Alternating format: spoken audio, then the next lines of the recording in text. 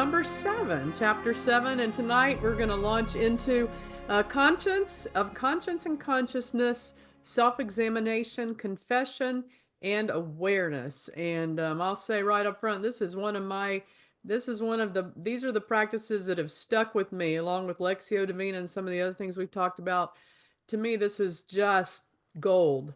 And time spent in awareness of God's presence in your life, I think, it's the heart of spirituality. I got a great panel tonight. I'm going to turn it over to Martha. A reminder, everybody, we start Lent Wednesday night, Ash Wednesday.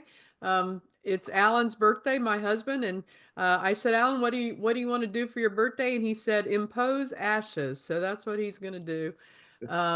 And the beginning of Lent. I mean, what better 40-day period to focus on spiritual disciplines and the practices of the faith? And as my friend Steve Harper says, these are really means of grace, right? The way we connect to God. And so I know last month, and I appreciate being back with you. Last month, Martha had it for fasting. So I'm going to turn it over to her and talk about fasting. And then we will introduce the rest of our panel and talk about awareness. Martha? Thank you, Bishop Sue. And for those who are new on the webinar, I'm Martha Stokes, Conference Lay Leader. And it was my privilege to lead that conversation last month on fasting, even though that is something I tend to fail at. Even as hard as I try, yes, we'll just leave it there. But last month, our panel was wonderful. Emily Moore Diamond and Jay Song, who helped us to think about both biblical stories that we know around fasting and how that can impact our lives.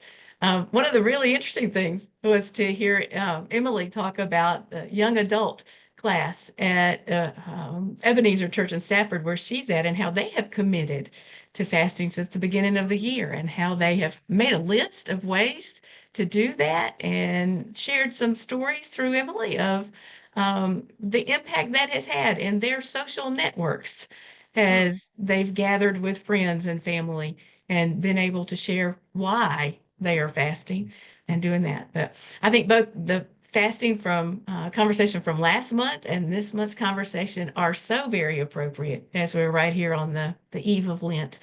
And getting ready to move toward that. So, I made a commitment at the end of that webinar that I was going to do my best to fast on Fridays. And that lasted 2 weeks. I'll admit it right up front. So, well, Martha, if it makes you feel any better, I still remember years ago I was in Charleston, and the cathedral in Charleston had a you could go in and pray at noon there during Lent, and they had a sign on the door, and it said, if you have failed in your spiritual practices, if you have failed at fasting, if you have failed at, anything that you've decided to do for Lent, just don't beat yourself up. Start again. That's the whole point of Lent, to remind us that without God, we are really bad at fixing ourselves. And so this is God's work. And so let that be a reminder to you. But Friday, we expect you to be back on. No, I'm just kidding. we're going to take on a different kind of fast for Lent. Yeah, that's what I mean. I'm a person who's been prone to migraines my whole life, so not eating is not a good thing. But there are plenty of things I could either add or take away from my life that would enhance it. So yeah, I think that's exactly the direction I'm headed in.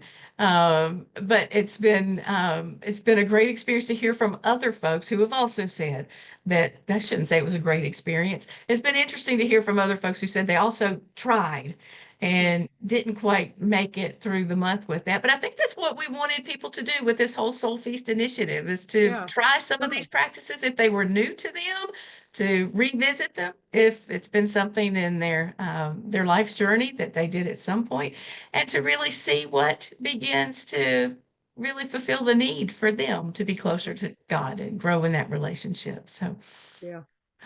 Yeah. So looking forward to tonight's conversation. Okay, Alex, why don't you introduce yourself, and then we'll go to the rest of the panelists, okay? Sure. Alex Joyner. I'm pastor at Charlottesville First United Methodist Church in Charlottesville, Virginia, and really glad to be joining this panel to talk about something that's, really important to my life too, and looking forward to revisiting it again through this Lenten season. Well, I'll go. Charles Letland Base. I'm privileged to be on the Bishop Cabinet serving the Mission Rivers District. And I'm delighted to be a part of this panel this evening. My name is Jesse Burnett. I don't have a really fancy title yet, but I sort of have my hand in a lot of things around the conference, and I'm just honored to be here to talk about self-reflection and how it's touched my spiritual journey. Why don't you launch right into that, Jesse? Kind of tell us how conscience and consciousness play out in your life. Really, man, that really was throwing me into it. But yeah, self-reflection in that sort of consciousness, I think of Job. I think of the story of Job and how I'm not saying God has thrown wrenches in my life, but I've definitely experienced many things that most young people my age would not have experienced that may have been sort of negative impacts on their life. My father passed away. My biological father passed away in 2020, and that whole experience of having to learn and growing up without that male role model kind of I mean it was hard. I mean, to put it lightly, it was hard. And seeing where I am today and who I've become through God and looking back on that sort of time period in my life has made me a lot more grateful. Mhm. And during Tell the me hard about times that I have now, oh, yeah. sorry, go ahead. Well, no. Do you set how do you create space and time in your life to be aware of God? You know, for God to point out kind of what needs work in your life, and for God to show you His presence. Man, I think a lot of it, I think it's hard in this day and age because we're so busy. Mhm. We're always on. I think it's just being aware that you need that time is the Mm. easiest way to start it. Just being like, Mhm. I need to sit instead of scrolling on my phone for 2 hours. I need to sit, Mm. even take 15, 20 minutes to just sit in prayer, I think is a really good way to be thankful Mhm. and to sort of reflect on what God has given you and just setting that time and taking that time to think. Right. I know I've always kind of envied the Roman Catholics with the confessional booth right in the back where you walk in and you know that's kind of a concrete reminder. And so I think that part of her point in this chapter is that examination of your conscience and where you need work is important to just lay out the brokenness. How do others? How do you create that in your own lives without the big old confessional in the back of the church to make us to remind us to do that? Yeah, one of the ways, Bishop, that I go about doing that is I used to do it, but without any real intentionality. Mm, But I recall very vividly 2019, my trip with Bishop Cho to Korea. I saw the intentionality of the people when they are called to pray. mm, I mean, deep prayer. And I always saw them doing the hair like that. mm, It was early in the morning, and when we inquire, it was the idea that they were doing that so that they wouldn't fall asleep because it was just so early that they would commute to come to that place, and you know the prayer would just they would just do that. But early in the morning when that sound goes off for us to wake up to go to prayer, I've adapted that, and just setting the tune in the morning help paves the way for the rest of the day. And I mhm, will, I will admit that there are times that I wouldn't do it. And I really get to know that by not doing it, I can tell how my body responds, how I react to things, simply because I did not settle myself in my spirit to ask God to lead me throughout the day. And I know the difference. Immediately, I know the difference. So that is one way that I do that by making sure that early in the morning, get up and center myself, asking for guidance throughout the day. good.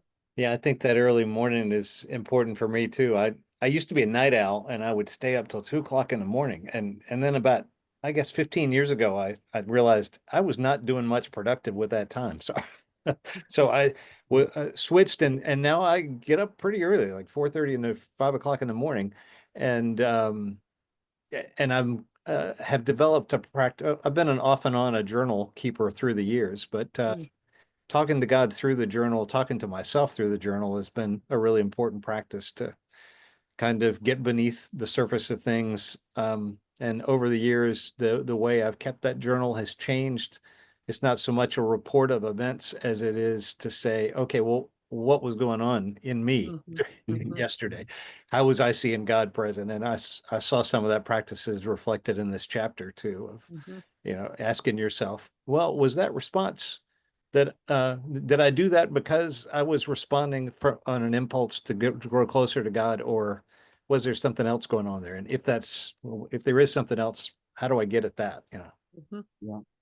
I agree. I'm a morning person too. I like to spend my time with God in the morning.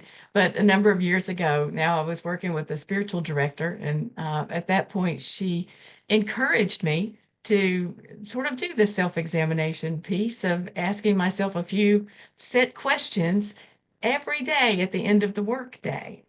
So not at night is I think Marjorie Thompson encourages us to do too.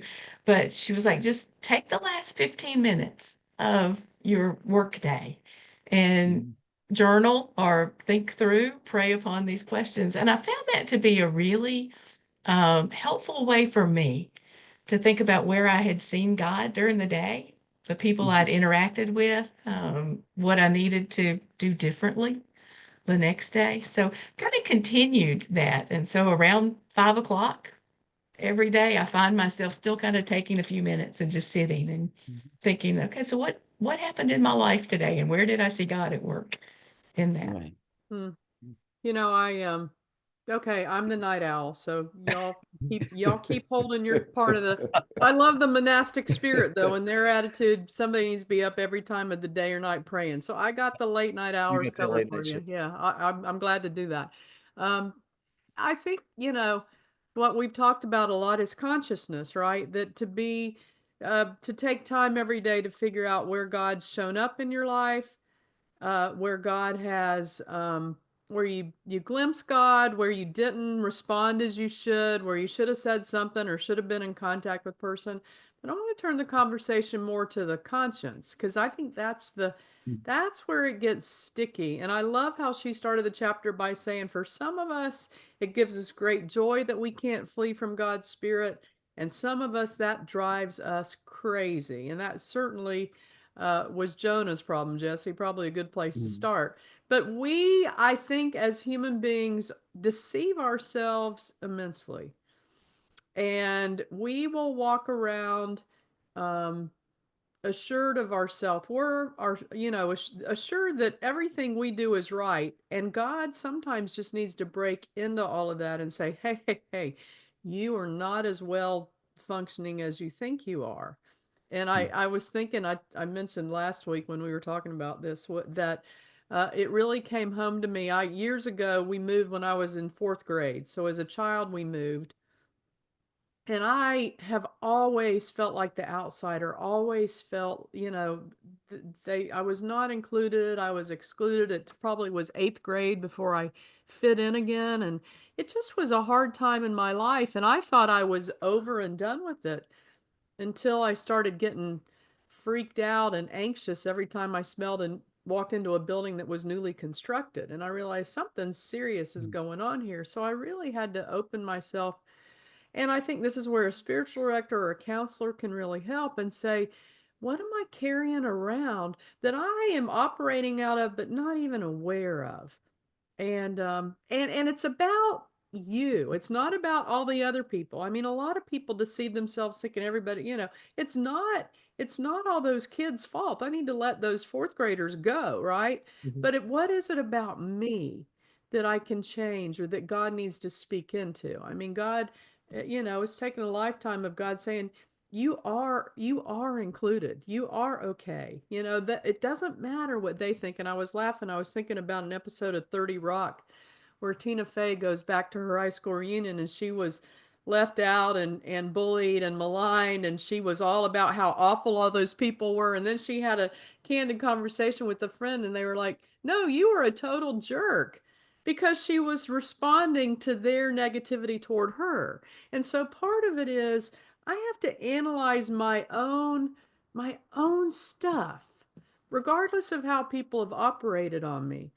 And that, I think, is what she's getting at with these prayers of conscience. I confess. I need God to show me. Like, I love what's in the darkness will come to the light, Jesus says. The big light of God's examination, kind of like an operating room where God looks at my heart and says, "You are living in self deception."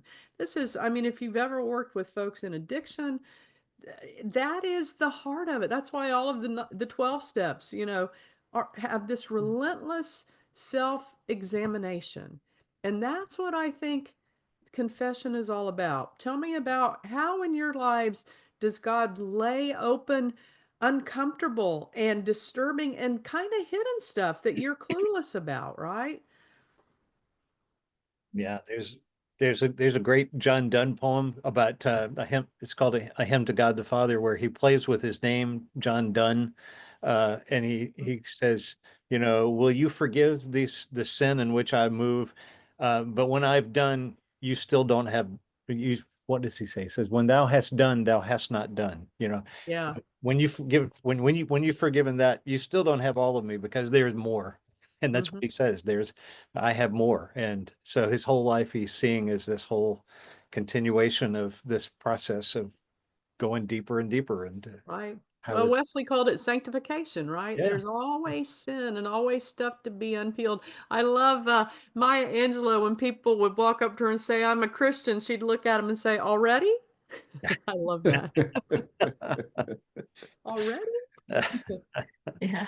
You know, Matthew 6 teaches us about individual fasting, but one of the things that I have employed with my family is communal fasting. Mm, Ezra 8 would mhm. tell us that and help us to understand. So, we get together and there is a sense of togetherness, just knowing that somebody else is praying with you and for you. Mhm. And we really do put a day aside every month to pray, to do that, to fast and pray. And Mhm. it is interesting how when we get back together to just discuss, how was it for you? And it just amazes me to see how people begin to talk about similar experiences with regard Mm, to how they felt and mhm. how they were moved. And so I think there's also power in a communal aspect. So Yeah. calling us to soul feast, I'm convinced that even though we do not have everybody, but it would be interesting to see how we get feedback with regards to how people have experienced these past few months leading to the end of this time to see how it has blessed us communally as a conference. Right. Good point. Thanks. Definitely with that sense of community is definitely a big thing in my sort of accountability in a way. Mhm. When you're first starting, I say I've only been a true like believed in God, accepted him for about 3-ish, 4 years.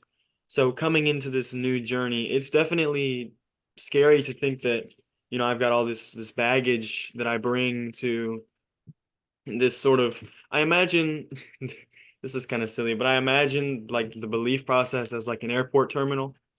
And it's funny Mhm. because I've never even flown. But in my mind of like an airport terminal is you hear all the horror stories of like, oh, my baggage is, the baggage gets lost, the planes Yeah. and everything. So you kind of think that you're putting all this baggage on this conveyor and then you never see it again. And you don't know where it goes and you just have to pray that it gets to where it's supposed to go, untouched and clean. And that's kind of the way I interpret it as Mhm. like you have to take accountability. Like you have to bring your baggage to the terminal and Mhm. you have to put it on there knowing that this is my baggage, this is what I'm bringing. And that sort of communal aspect, you see all these other people bringing their baggage Mhm. and putting it on the Right. terminal. Good. Mhm. Wonderful. Wow. I've been reviewing my baggage for the last few weeks, Jesse and others. One of the things that Marjorie Thompson talks about in this chapter is life review Mhm. and that whole process. And so, starting with my birthday in January, I've been working with a guidebook. You all, if you've been following, know that I have to have guidebooks to move me along.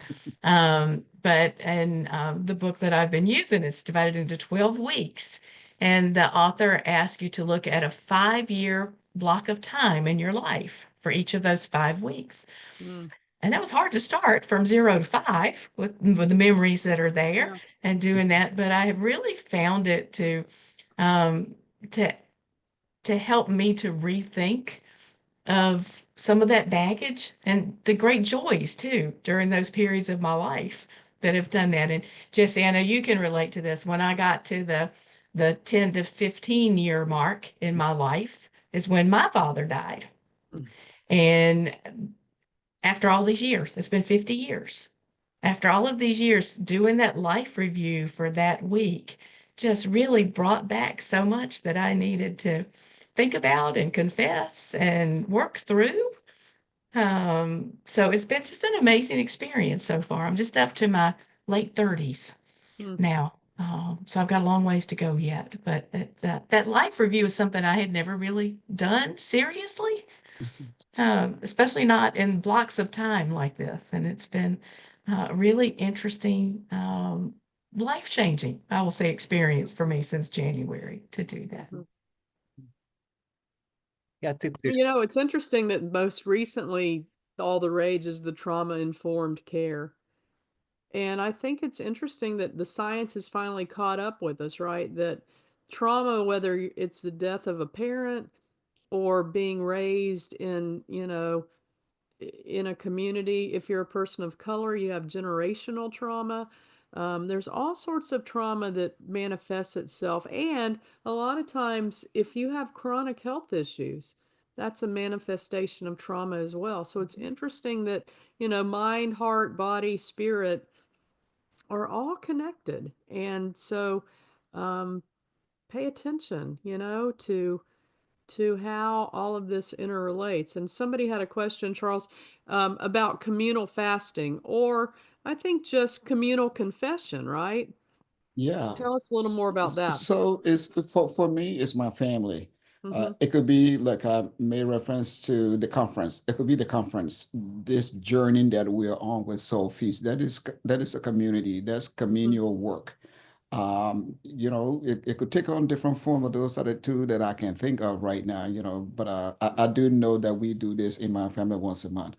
And there are other times where the bishop will call us to journeying together. That is a communal thing. Hmm. So that is what that means. Anything beyond just the individual. But Bishop, you were talking earlier about the trauma. There are also self-imposed trauma, Right. right? And so Hmm. this idea of Absolutely. consciousness, if we're not conscious enough that we are self-imposing, the likelihood is that then we begin to project what is happening to us as though somebody is causing this to happen to us. Hmm. And we see that very, very often. So that is a part of that consciousness, being self-aware that, um, this can happen to me. I can cause this to happen to me. Hmm. But not many times we want to fault ourselves.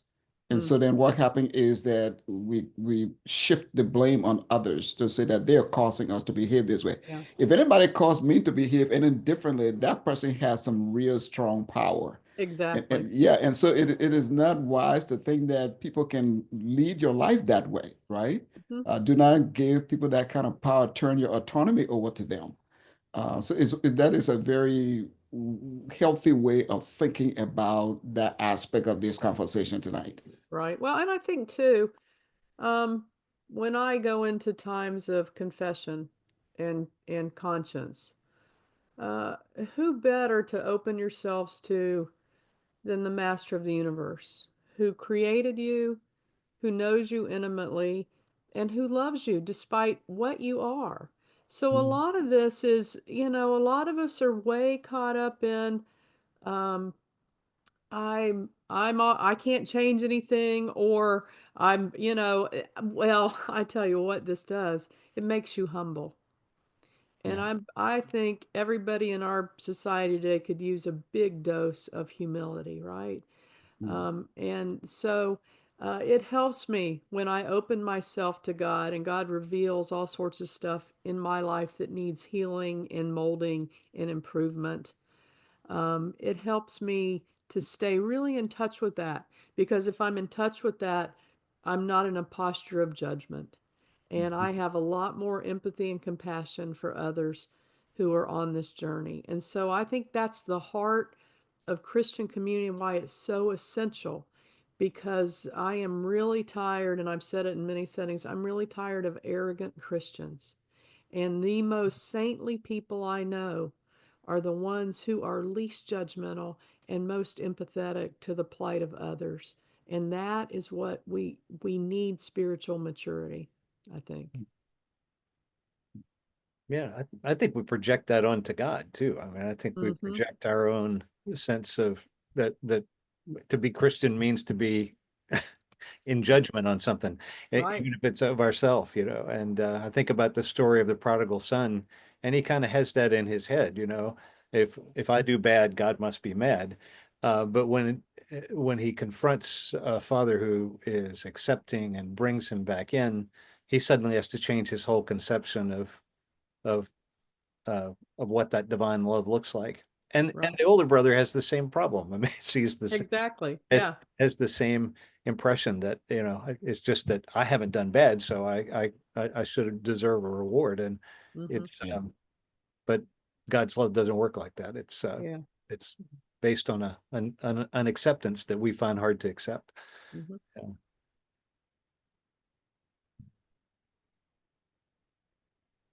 Other thoughts on confession, conscience? It's definitely not an easy thing. No, Definitely that's probably not. the best thing I've heard tonight, Jesse. Yeah, it's definitely, especially being a 16-year-old, almost 16-year-old boy, it's not an easy thing to do to look at yourself and be like, I have flaws. I am not Yeah. perfect. Yeah. Like, I know this is gonna sound like I'm tooting my own horn, but I'm not. I got the Denman Award at conference this year, and there was a season after I won that where I was like, I'm gonna do, I'm like the best ever. And I had a few moments with God after that season that kind of brought me back down to earth. That's like, Mm-hmm. hey, there will be people who will be better than you at every single thing you do, and Right. that's okay. And it's just sort of thoughts like that that really humble you, but you have to accept that it's not, how do I word this? We have to accept that it's not always about us. It's always about God. Yeah. God is, so we are is kind of my, Mhm. I don't know, life motto in a way. Yeah. It all ties back into him no matter what. And that's sort of the idea of confession in my head, is that all of it ties back to God no matter what it is, negative or positive. Mhm. The humility of fully understanding that God enables us to do these things, to be who we are. And you know, the credit to ourselves sometimes emboldening us to want to think that we own everything or we can do anything. But I think that humility of spirit remind me of the beatitude, you know, blessed are the meek. You know, that comes along with being meek as well, that meek spirit, that humble spirit. Mm-hmm. But you know, there's a promise that comes along with that too, right? We're not working for it. And the promise is that there's an inheritance for us. Yeah. We're going to inherit the kingdom. And I think when we think about it that way, it will further humble us, knowing fully well that you know, this is about God Mm-hmm. and not about us. But how often do we do that when community and society say that it is us? You can do this, right?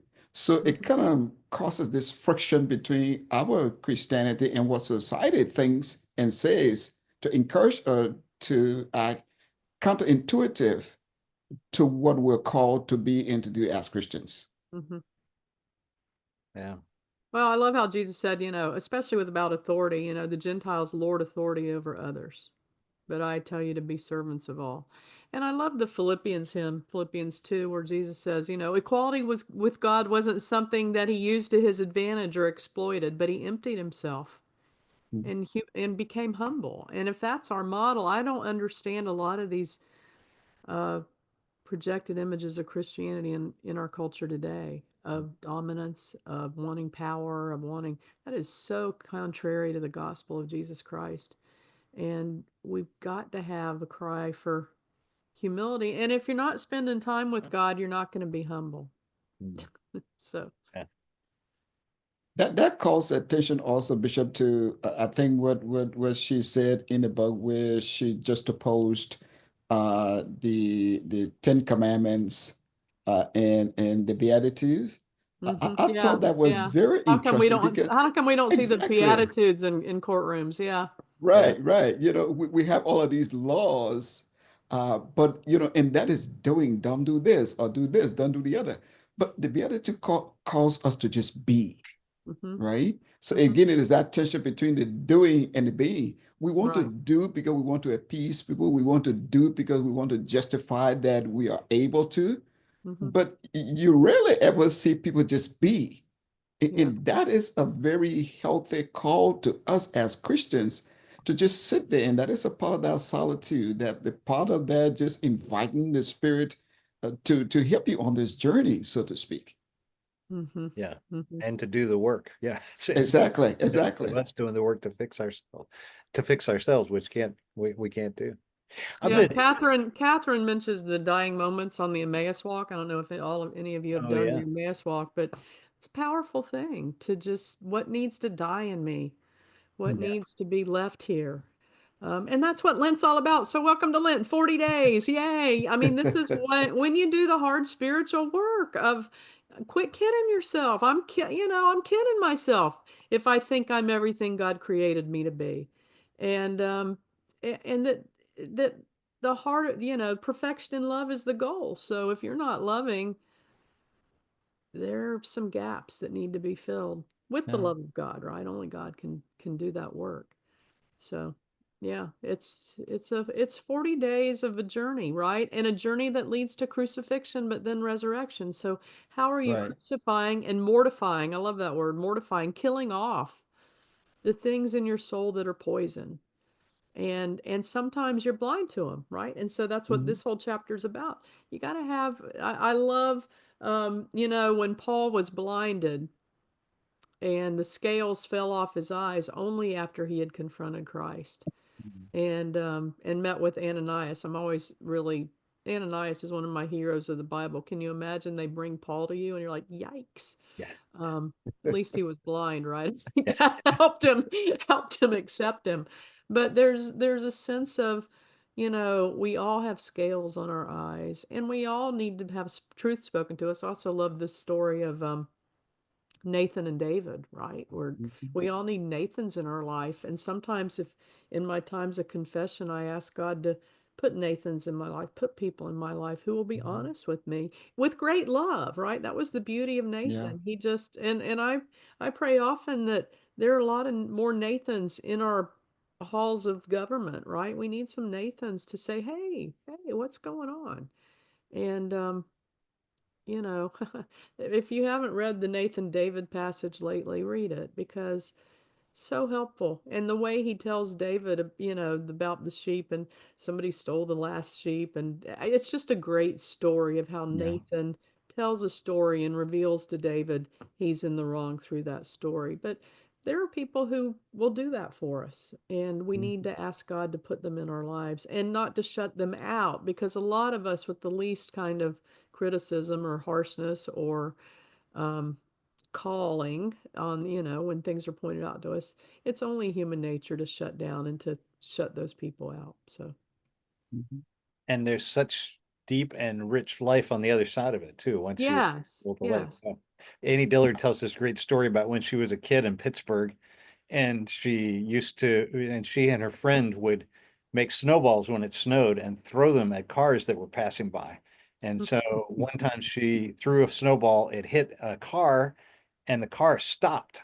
And this man got out and started chasing them and chased them through 10 lots in the neighborhood, finally caught up to him. And she said, by the time he caught us, it didn't matter what he said, uh, because There was nothing he could tell us that would tell us how bad what we had done was, but it was the thrill of being chased and to know that this man cared enough to go Wow. after us. Yeah. So, I sometimes feel like that about God. When you finally admit to, and when you finally can see yourself for who you are, it's thrilling to know that God hadn't turned away, that God is pursuing you to Yeah. offer new life. Yeah. Yeah. Yeah, I've definitely run through more than 10 lots from what God has What did you do, what God Jesse? is What did you commanding me to do? do. Oh. Yeah. Well, and yeah, I mean, that's why that psalm about God, there's nowhere we can go where God won't be there. And it's interesting that same kind of imagery is in I'm beautifully and wonderfully made. The psalmist goes there, but Job throws it back at God and says, where can I go? You pin me in and you've got me trapped. So there's very different attitudes toward that at different points in our lives. Because Yeah. I can Mhm. confess I've been angry with God and I haven't wanted to see something and I fought him tooth and nail. And it's really, but at the same time, it's kind of like having a good counselor. I don't know.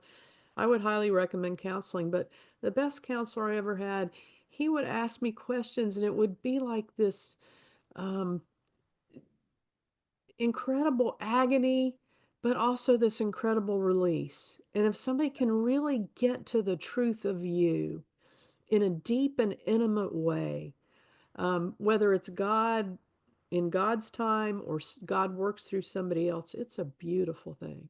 So I guess the call is to open ourselves to this regularly and not to be afraid of it and not to see it as threatening, but to see it as our own opportunity for growth. And isn't that a great thing? And don't I want to be more mature than I was? Don't I want to quit eating, only the milk and move to the meat? Don't I want to be a deeply spiritual person? So, Yeah. because the world has a lot of immature folks and a lot of deeply unspiritual people, why don't we just counter that some? Mm. I love there's a line that Marjorie Thompson uses toward the end of this chapter that is something like self-examination allows us to become people at peace with ourselves. Mm-hmm. And as a result, we can be people at peace with others. Right. Mhm.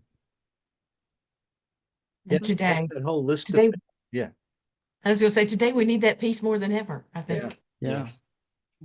Yeah, she has that whole list of fruits of this practice, that includes, compassion for others and Yeah. that sense of being at peace and acceptance. And yeah, that's certainly true. And compassion for yourself too. I think one of the most Right. powerful writing and counseling exercises I've ever been through is going back to that younger self and having compassion on Mm-hmm. who you were at Yeah, I at get a why you did stage of that life. now. Yeah. Yeah. It's for me, it's a matter of giving myself permission to be who I can authentically be. Mm-hmm. And Alice, you raised a pretty good point because a lot of people do not give themselves permission. Mm. They rather wait for other people to validate them. And so what would happen if we begin to, not in a boastful way, but to give ourselves the permission to move forward on this journey, rather than waiting.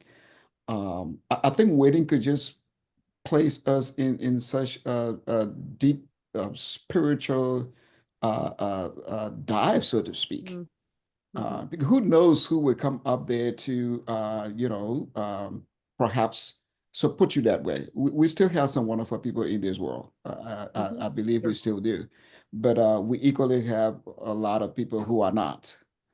And so rather than being in a place where you being self-pity and all of that, what about trusting and getting up and moving and doing something that will help energize yourself to move forward? Mm-hmm. Having a purpose-driven life, you could say. Yeah. Exactly. Yeah. Well, and I think, you see how these disciplines are interwoven with one another.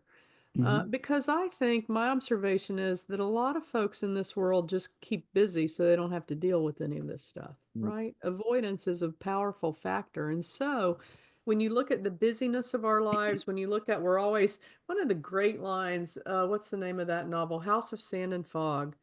Um, brilliant novel about an Iranian general who was cast out of Iran and ends up working in a park in California. And I'll never forget, he just watches, he's learning American culture and he watches it and he says, you know, they're just after the next sweet taste in their mouths. Mm. And I thought, wow, that's so true. You know, we will kid ourselves. We are always chasing after the next experience, the next vacation, the next house, the next possession, and don't create time and space for this because it's threatening. And it's, you know, how many people have you known in your life who just were running and part of that running was just constant busyness Yeah. because they couldn't listen to the voices in their head. And I think that's sad, but it's so commonplace. We've got a question that just came in as to whether there can be too much self-examination. Yes. Yes. Well, you know, that's called navel gazing, Yeah, right? navel gaze. I saw that come in and I was like, I would love to latch onto that Mhm. if I may. There was a season. I know I've had so many seasons for only being 15, but there was a season early in my Christian walk with Jesus that I was navel gazing. And I read Job for the first time. Everything goes back to Job for me in this self-examination. But I read Job for the first time and I was like, man, these everything wrong I was doing, because before you're a Christian, you think, you know, I guess is the best way to explain it in my head. But that sort of, if we get bogged down in the negatives, everything becomes a negative because we see no positive outlook. And I think that was a ringer for me. I heard that from somebody somewhere Mhm. that if I kept bogging myself down in the negatives, like every single thing I did was a sin, obviously because I'm human, but that redemption was never in my mind. And Mm. learning that redemption, having the cross, but also having the life everlasting is definitely helped my spiritual journey. So yes, there is too much self-examination to answer the question, but it can also be a good thing because it can make you realize how many blessings you do have after you've Mhm. sort of been in that season. Mhm. Well, it can curdle, it can, I mean, Oh, yeah. it can curdle into, she talks about scrupulosity as one of the dangers of self-examination. That's where you confess, but it's all an internal, you look for more ways to confess. I remember when I was a kid, one of my seasons when I was your age, Jesse, was that I went through a phase where I would, if I had a thought that I thought was sinful, I would close my eyes and say a prayer, which is great until you're riding a bike down a hill to do that. I ran into a ditch on my bike Oh, no. because of scrupulosity of praying. But so that's one way it can turn it can turn inward, and shame is another way that Yeah. and she's right to lift that up as one of the things that can Mhm. come with this life review as you look back in life. And again, shame. Somebody described that as it's when you think that that's what you are rather than that sin is what you are instead Yeah. of being a person who is like all of us flawed. Um, so I think there's a lot of wisdom in that line that Paul uses in Colossians where our lives are hidden with Christ in God. Um, the self-examination that draws us closer to God, to have that light shine on us, to be seen through God's eyes, feels like the healthy way of Mhm. self-examination. But Mhm. Yeah, my way of answering that question, is being self-critical. Sometimes we're just so hard on ourselves. But the scripture that informs that is Matthew 7, right? Do not judge, right? So if you're judging yourself, you're being self-judgmental. The same way you think about yourself, others are going to think the same about you. So why not think positively about who you are and in doing those things, right? And not being so self-critical. Because yes, you can be self-critical and you can overly do that. And so it's just gonna, to me, cause additional heartache for you if you did that. for anybody who does that. Yeah. Well, and Christian history has a lot of folks who've taken that train, right? I mean, Yeah, I think of yeah. the extremely fundamentalist conservative, even realms of Roman Catholicism where self-flagellation and all sorts of just horrific stuff, and also the demonization of the body, right? I think Paul's been misinterpreted, and the flesh that needs to be mortified doesn't mean you take it out on your body. And so there's been a lot of just, I mean, let's just say it, Christians will carry anything to extremes. So, that's why they're those who are against the law and those who are totally, I mean, there's the whole spectrum. And I think that's why I'm a United Methodist, because we go down the middle, right? The extremes are to be, um, uh, if not avoided, well considered. But there's a Mhm. long history of folks who've beaten up and self-flagellation and mortification and all of that. That's just a reality. I think what my mind immediately went to, though, is the line in the communion ritual that I love, that we pray by the power of the Holy Spirit, you free us for joyful obedience, right? Yeah. And so Mhm. we're freed through this kind of self-examination for joyful obedience and obedience in a new and empowered way. Because if you Mhm. know God's at work in you and as you can see the transformation. I laugh, the funniest story I have, years ago, I was working with the homeless and led a chapel service in Tampa. And a group of 4 or 5 folks came in one night and we went through our Bible study and they were talking and they said, "Hey, we know that Jesus is alive." And I said, how come? And they said, "Well, our friend Peter here showed us." I said, "Well, how'd he show you?" And they said, "Today we were walking down the street and somebody said something to him that he killed a guy for in New Jersey when he said it to him." And I was like, wow. But they saw that Christ had been at work in his life and he was not a murderous kind of responder anymore. So that's an extreme example, but I think we are freed for joyful obedience. And once again, this is a great place for spiritual directors, right? Or anybody who can help you not get mired in the beating up of yourself. That's not what this is about. This is Mhm. about having a clear-eyed um, assessment of you by God who totally loves you.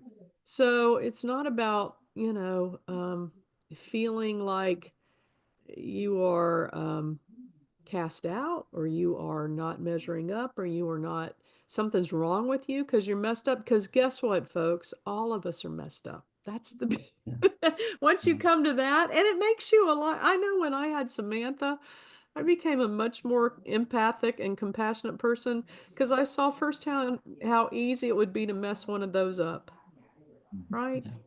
Gave me a lot of empathy for anybody who has to raise a child Yeah. or anybody who there's a lot that can go wrong and a lot of influences. So just be gentle with yourself. And I think if you're gentle with yourself and open to God's power, you'll be gentle with others. Yeah. Yeah.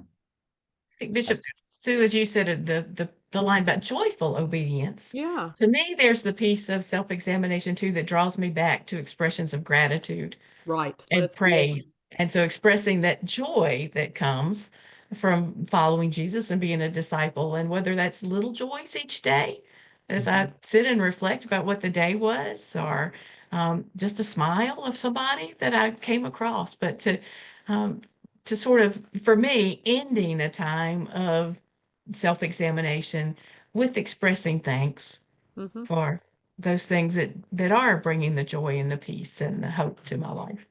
Yeah. Somebody mentioned the Ash Wednesday service. I always laugh because we always talk about, these Ash Wednesday and fasting, all this. And Jesus says, don't tell anybody. Do this this is not public. So it always kind of cracks me up that we do this, but it really is a matter between you and God, right? This is work that's God breathed. So Yeah. I just always laugh at Ash Wednesday where, you know, we publicly talk about all this stuff. Yeah. I've got a cat wandering in. Yeah. Well, she talks in this book too about how it ought to lead us to more dependence on God. Um, Hmm. and I think maybe that's somebody asked a question about what's the line between uh, self-indulgence or and true self-confession. And I think that's it. It's being able to be freed and to have more space for other people and to have more space for God, and instead of being perseverating on the same thing over and over again. Mhm. And dependence on, I mean, to me, Ash Wednesday it's a lot more about trust and dependence than it is about um mortification and reminding ourselves of how small we are. Mm. It's about how great God is and Mhm. Yeah, right. what freed lives we can live because of that. Mhm. But Alex, again, wonderful point. I'm reminded about, our culture where it is all about individuality, right? Mm. So it becomes difficult because of what we have been taught and what we have been socialized into doing. It's kind of difficult to even make space for the other person because it's all about me, right? Mhm. So Mhm. what if, during this time, as we begin to engage into this self-reflection and inviting God to guide us, what about us really thinking about, others rather than just Mhm. what culture and community, what they are teaching us, right? I think there where the friction is because there's a constant battle, I think, between what society wants us to do and what, we are called to do as Mm. Christians. Mhm. Because I often hear that, and in fact, it is true that we rarely ever see the community. We often see individual because we are an individualistic community or culture, right? So everybody strive to achieve. Rarely do you ever see the community trying to achieve, together as a unit. Mhm. And so I do see that friction, and I'm beginning to wonder how could we, as a Christian community, as a conference, how could we look at that as a construct to see how we can dissect that whole idea and be a little more relevant Mhm. as a community rather than these individual way of doing things. I think there's greater strength in the number when we can do things together like that. That's good. I have seen congregations bloom and flourish when confession comes public in the sense of I know I was in a church and I had a lot of folks, and mental health just became a huge issue and what they were struggling with, and, with their own personal mental health or family members with mental health issues. And finally, one Sunday night, we had a high and holy moment that I think shifted the whole future of that church because we sat down and had a candid discussion about what we were facing with mental health. And we had some folks who were brave enough to acknowledge their struggles. And it just kind of opened the door for a lot of people to acknowledge that it affected Mhm. their lives. And a church that had, we all, and especially in the South, you don't share your dirty laundry. You don't let people know there's anything wrong with you. I mentioned before about Pat Conroy, one of my favorite authors, Mhm. and Prince of Tides. I mean, this family is attacked and the daughter raped, and it's just a nightmare. And they keep it a secret from everybody. And boy, does that have come out in bad ways as those children grow up. But I think Yeah. that part of it is once we acknowledge our own brokenness, communally, we can address some issues, whether it's mental health. And then, that church, which was reluctant to even acknowledge it, finally invited NAMI, the mental health group, to meet at Yeah. the church. And we were in relationship with them, and we expanded our ministry to the whole community. So I think that to acknowledge our brokenness and our messed up being can lead to communal healing and to be Yeah. agents of healing in the world. And if we're all presenting ourselves, what does Alan call them? Uh, Pretty happy Christians. That's it just God's little darling. That's the other thing he calls For them. this. Yeah, it just, we've got an opportunity to Yeah. confess our way into healing and to help the community move into that. Yeah. Sometimes just requires one person taking that step, and before you know it, Hmm. sometimes people are just waiting to see who's going to come forward, right? Right, And, right. and then all of a sudden they're going to be willing to step because they might be thinking, Hmm. I'm in this boat alone. But just to know that somebody else is dealing with that same situation can give, the kind of support and the bravery to come forward and share your pain as well. Right. Yeah, I think so often what I feel we're lacking in the church are those safe places to do that. Yeah. And that's a challenge, I think, for all of us in our faith communities is to create that environment, that safe space where people can raise those needs, can Right. raise those Mhm. dreams, can raise those challenges that are facing us. And if we can't do that in the church, where can we do that these days? Exactly. Yeah. Yeah. Well, and I think we do. I love the comment that this is joyous, that in the name of Jesus Christ you are forgiven. That's the good news. That's we live as freed and forgiven people. And that is a beautiful thing. I don't have to beat myself up the rest of my life because I was a jerk, and I don't have to beat myself up because I drank too much, or I go down the line. And quite frankly, we have a lot of people not coming to churches because they think we're all perfect. I still remember the woman who said, I knew she was a member of the church, but I had never met her. I'd gotten to the church and I saw her. She was the teller at the bank I went to. And I said, hey, you're welcome. She's like, no, I'm living with somebody. When we break up, I'll come back. It's kind of like everybody puts their own limitations on why they can't approach God. And that's kind of crazy. So. Yeah. Okay, one last comment, and I want to move into. I love I think conscience is hard. I love consciousness, and this is something I do every night that has been life-giving to me. Every night, although I am a night owl, I do go to bed, and in the last half hour before I go to bed, I reflect on my day. And I am conscious of where was Christ in my day? Who did I see him through? What were the times when I felt joy? What were the times when I felt, remorse? How did Christ speak to me? I think that is a tremendous thing. And many times when I'm in a group and have people introduce themselves, I will ask them to get them in the practice. Where have you seen Christ this week? Where has Christ shown up? Because it makes you expectant. And it makes your Yeah. life filled, and you're perpetually watching, because I guarantee you Christ is walking through your life every minute of the day, and a lot of times we're just not paying attention. So how are you paying attention? Others on the panel?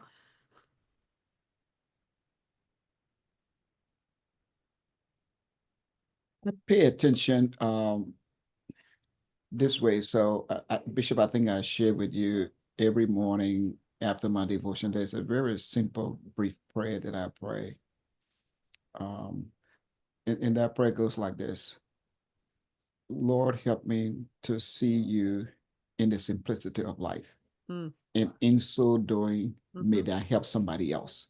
Mhm. That is a Good. constant reminder, because many times I believe that we look for God in these huge places or in Right. huge ways. But through our scripture, it reminds us that Christ will at those places where he will least expect it. Mhm. So that has become my prayer. Mhm. Help me to see you in the least expected place or places. And in so doing, may that way I'm able to touch the life of somebody else. And sometimes I'm even surprised by how my life intersect with others during the course of that day. Mhm. Mhm. But I want to believe that because of the intentionality, then these opportunities are offered to me so that particular ministry can happen. And I'm just so grateful to see that in just so many ways, so many ways. Mhm. Definitely that still small voice that God says he'll come to you in. And you see that all throughout I always think of a sunset. Hmm. If you look at my Instagram, you'll see like 1,700 photos of sunsets that I've posted, Nice. because they're just so beautiful. And I think of them as this sort of reminder that even in the end, because the sunset comes obviously at the end of the day, even in the end, God is still there. And every time I see one of those absolutely gorgeous, the ombres of blues and reds and purples and pinks, it just kind of gives me that nudge that Mhm. even if my day was absolutely horrible and feels like everything is falling apart, God is still there. And so that sort of reflection Yeah. and self-centering of, yes, God is still here, even in the waiting, even in the broken. I preached about that. Mhm. But God is still there, and that sort of idea is something that centers me in that way. There's no better place to look at sunsets than on the Eastern Shore. I agree with you there. Yes. I can attest to that too. Yeah, yeah, I think your point about simplicity, Charles, I think that's it for me. It's maybe just choosing one thing and seeing in it where God is present. Poetry really helps me to do that. I start every day with a poem, or to read a scripture with just, not many verses, but one or two verses, and they an image from that or from the scriptures can kind of frame the whole day. You start to see the whole day through different eyes just because you have those words at the beginning of the day. So I think they provide a lot of light. And Alex, I think of eyes, you seeing things through different eyes. One of the questions that the spiritual director that asked me to consider doing the review at the end of the workday used to always encourage me to think about was, in whose eyes did I see Jesus during the day? Nice. And so at the end of the night, I'll find myself before I go to sleep thinking, okay, whose eyes did I look into today Yeah. Good. that showed me Jesus? Good. Yeah. Well, we've hit the end of our hour, and I appreciate the whole panel. I think, I really do recommend this time of confession and the examine of conscience and consciousness. I think it is worth its weight in gold in the Christian life. I look forward next month. We're going to have spiritual directors as we read the chapter on spiritual direction, the gift of spiritual direction, companions on the journey. But as we sign off tonight, I wish you a blessed Lent. I wish you a Lent full of sightings of Jesus. I wish you, as you journey with him, that your eyes will be opened to how desperately the world needs God.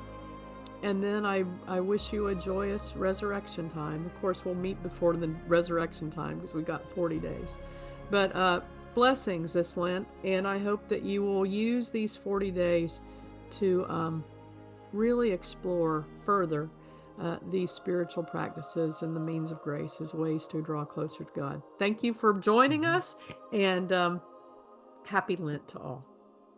Thank you, Bishop. Thanks. Thank you. Good Thank night. you so much. Good night.